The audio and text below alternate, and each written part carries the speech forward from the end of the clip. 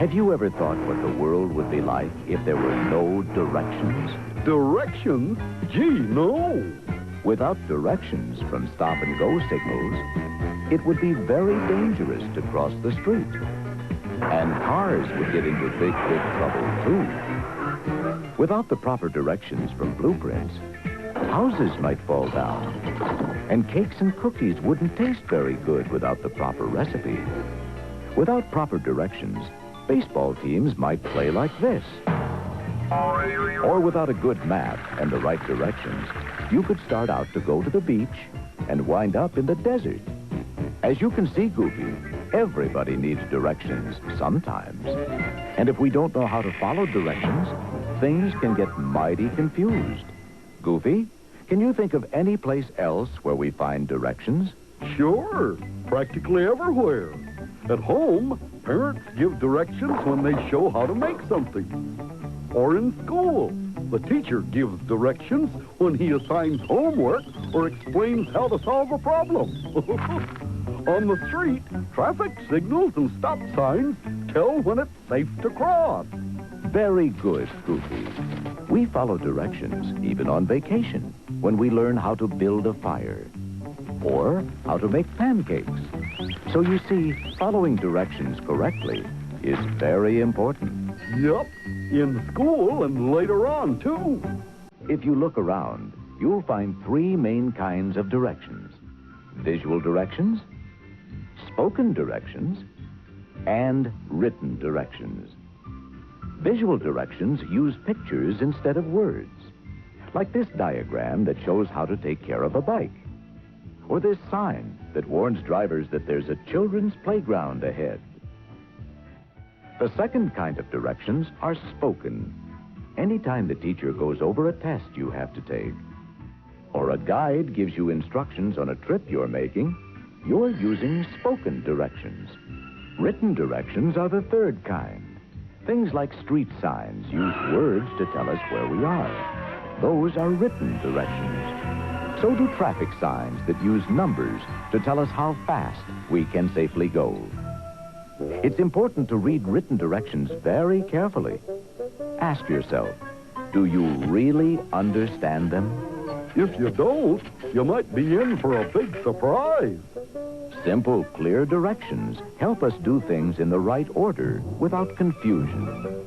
So learning to follow directions can make our lives a lot easier. Well, Goofy, it looks like you could use a little help following directions. I sure could.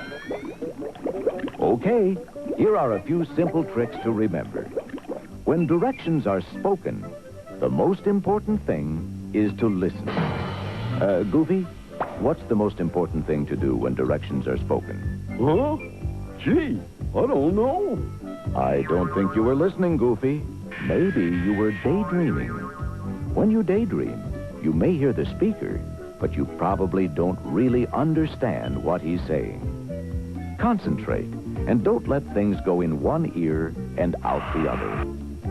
The more you concentrate, the better chance you have of burning the instructions into your mind.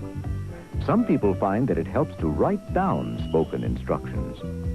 Repeat the instructions to yourself. Repeating makes it much easier to remember. And make eye contact with the speaker.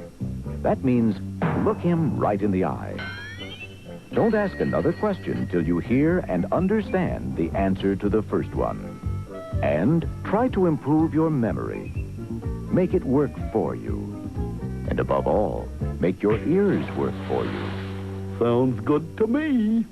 Now, here are a few suggestions that will help you follow written directions and improve your memory.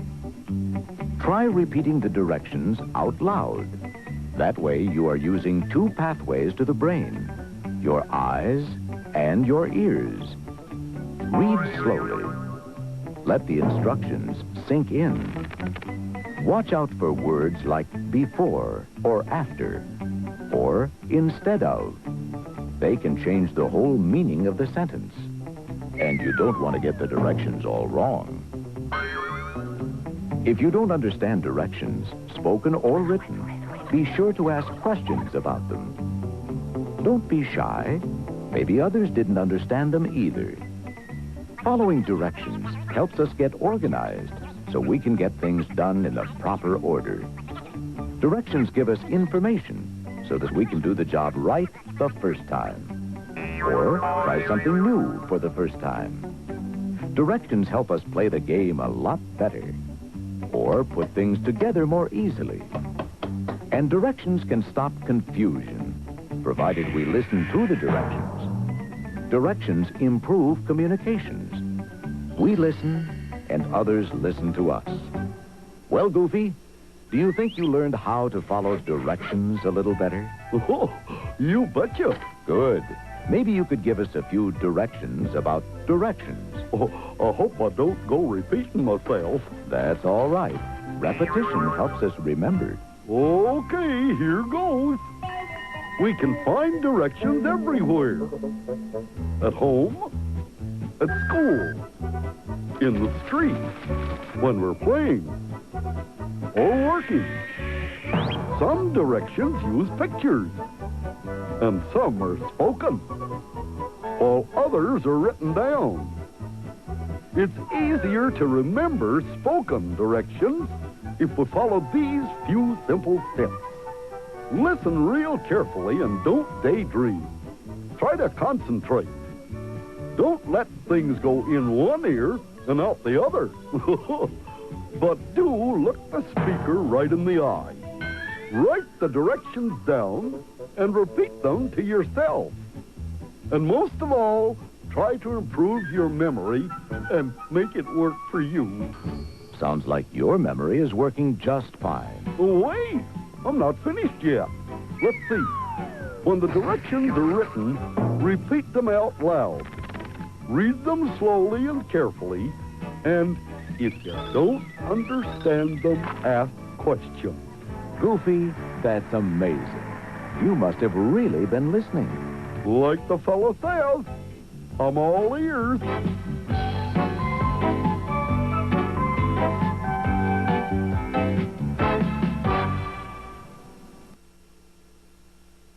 Coming up next.